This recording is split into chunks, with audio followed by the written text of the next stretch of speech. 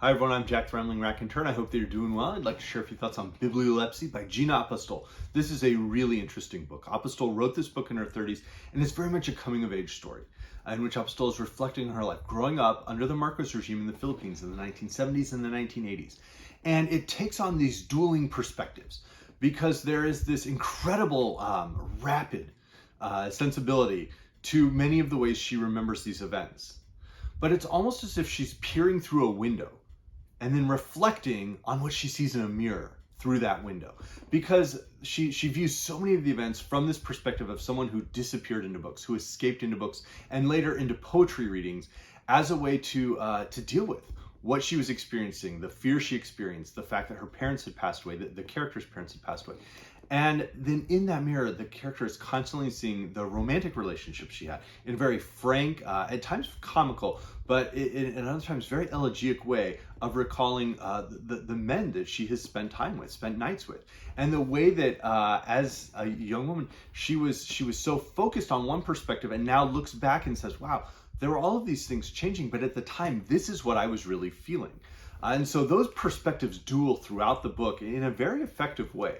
But I wanted to give a sense of the humor right away. So it opens Bibliolepsy, a mawkishness derived from habitual aloneness and congenital desire, manifestations, a quickening between the thighs and in the points of the breast, a broad aching V when addressed by writers, books, bibliographies, dictionaries, Xerox machines, a sympathy for typists of manuscripts, etymologically related to Humbert's gross tenderness, though rarely possessing its callous tragedy, occasionally accompanied by a liking for rock and roll. The endless logo itch, desperately seeking, but it can't get no satisfaction. Biblioleptic attacks usually followed by bouts of complete distaste for words.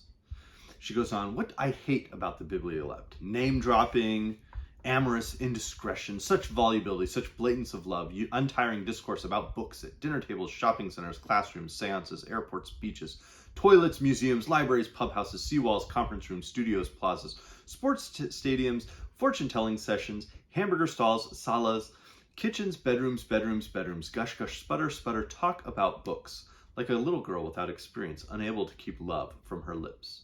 Enamoration by language necessitates ejaculation by language. Conversation about books is the Biblioleps's elementary form of satisfaction. But since Bibliolepsy is always latent, seething beneath all activity, its emissions are continual, irrepressible, lack of discrimination, adulterous adulation. And so there is this playful, wordy sense to the very opening of the book. But as Apostol writes, the character, this narrator, Primi, who has this incredible sensibility, the idea that she is a voracious reader, and through all of that is sort of learning about the relationships that she sort of misses growing up with her artistic father and taxidermist mother, who are somewhat politically active, and then when they both die, with her extraordinarily wealthy grandmother, who she'd had almost no relationship with, disapproving of the fact that her father was part Chinese in his ancestry. Primi is disappearing into books, and her older sister Anna is interested in painting her fingernails and doing miniature artwork and very different things.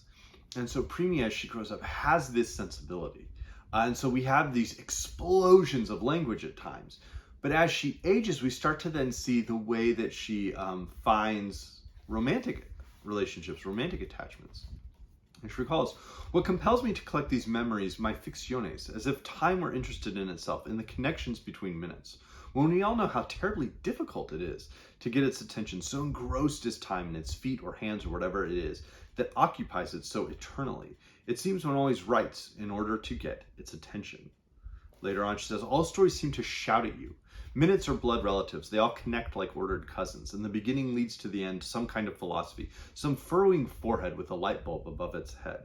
And I am not writing, and I say this above the fake eyebrowed laughter of old women and the prim distaste of my not-so-cherubic coevals, to explain myself. What moves me is a grip on my throat, the inward glance at something passing, an impulse born of fast, unformed memory. Iconic figures still in sleep. Gestures from the ragged mythology of my memory trap me, and in this moment's emptiness, I waylay them, I speak, I keep flapping words in the air like dirty blankets. I am careless with them when I know they are the only instruments I have toward the ordering of my knowledge of you, writing mainly on the impulse of my love.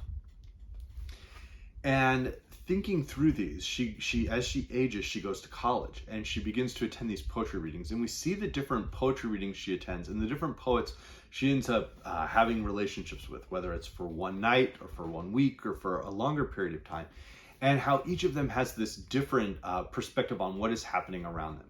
And how Primi herself hasn't necessarily defined her perspective on what is happening. How she seems to be allowing so much of it to pass her by because she, in a sense, is trying to find out who she is. And it's more important for her to discover that sense of self and capture the aspects of her identity that we saw across the first 80 pages, the aspects of her identity as a child, as an orphan, as the grandchild of a wealthy person, as a sister, but as a reader, as a bibliolepsy, but fundamentally as herself. It's more important for Primi to find those aspects and that truth than it is to become part of something larger and to allow herself to disappear into the larger movement of protest against the Marcos regime. And so she sees that contrast in a very interesting way. And she doesn't make a value judgment on, I should have been more politically active, or, I was right to be interested in these other aspects and make these choices than if I had been more politically active. She doesn't really make a value judgment on that. It's simply recalling how these things were. And Apostol makes it clear this isn't a purely autobiographical novel. It is rather that there are ways in which she reacts to historical events that happened in the Philippines in the 1980s and she shares in a foreword how she recalls her own reaction. And then within the book, we see how that's different from Primi's reaction, how it was a different event that sort of led to the seeds of this novel being planted in her mind.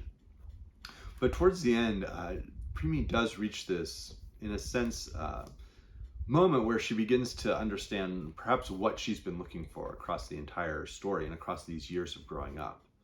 A character says, maybe that's all we need to know about people, the bits and pieces we wish to keep, the love we bear them anyhow, no matter that we cannot bear the way they died, because we remember how they lived.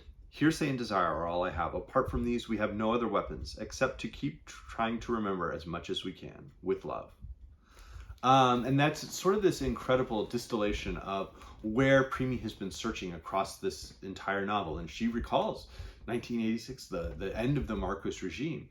But she recalls the way how she was spending that day, and how she was spending that day, with the man that she was in love with at the time, and enjoying that day with no sense of what was actually happening out on the streets. And then how does she react when she realizes that's what's been going on? And all of it really works in a fascinating and interesting way. And I was reminded of a number of works. Certainly, José Rizal comes in for numerous references, in part because he's sort of a founding writer of Philippine literature. And so Noli, Tangere, or Touch Me Not was one of his truly great novels, a great political novel as well. And it's sort of referenced as part of the curriculum, that this is something that she had read multiple times, as Primi had read multiple times, as had Apostol. There are elements of it that recall what Toni Morrison was doing, certainly I would say in a book like Love. Aspects of it reminded me of Our Sister Killjoy by Ama Ata Edu, who I know recently passed away this week, but truly a wonderful voice from the 20th century. The fear that characters live in at times is, it recalls numerous works that exist under totalitarian regimes. Certainly Ricardo Romero, The President's Room, recalls that in incredible detail, and in a more universal detail, because the specific names aren't necessarily mentioned. There's another way in which this book, set in the 1970s and 1980s, written in the 1990s, has a very close sensibility to much of the sort of contemporary fiction that was being published in the US in the 1980s. So writers like Janet Hobhouse with Dancing in the Dark, Jay McInerney with Bright Lights Big City, even Joy Williams with her stories. I think any of those, some of the writing feels very close to what Apostol was accomplishing in her book. And she also references writers like confessional poets like Anne Sexton or Sylvia Plath as writers who come to mind. I would say, in terms of the sensibility of the novel itself, Elena Ferrante would be one of the closest writers I could identify, particularly with the Neapolitan Quartet.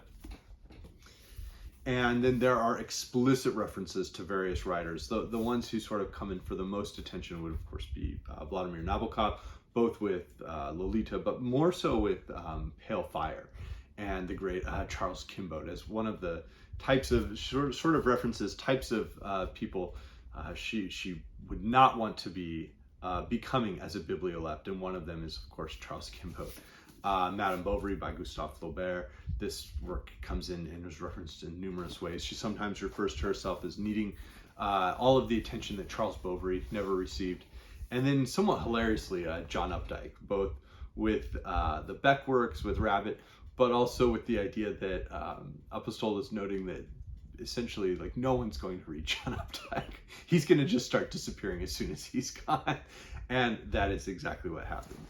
So let me know if you've read any of her other works, if you've read Bibliolepsy. I really did enjoy it. I enjoyed as I said, those dueling sensibilities. I thought that was very effective. So hope everyone's doing well. Thank you.